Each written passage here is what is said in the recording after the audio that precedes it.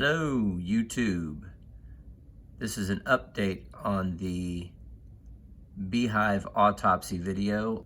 Results from the Bee Research Laboratory in Beltsville, Maryland. In the bees I sent, they saw, well, in that sample, when I scooped them up, there were small hive beetles, as you can see. My varroa mite load was determined to be 34.9%. which would explain why they died.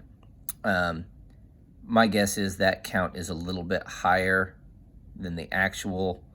Since I scooped off the bottom board, I probably scooped up some varroa mites that weren't on bees but were dead from other bees.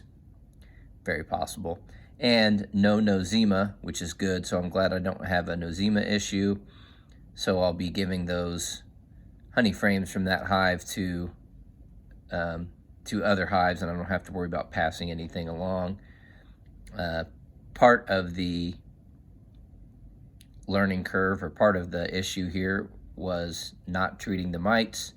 I was using the brood breaks to treat, and actually this hive went into fall with only a 2% mite check. I did an alcohol check on this hive. It was at 2%, and obviously it exploded in the wintertime. And that's why we're treating now with the gas vat. And I just wanted to share that with everyone, and we'll roll some bee video.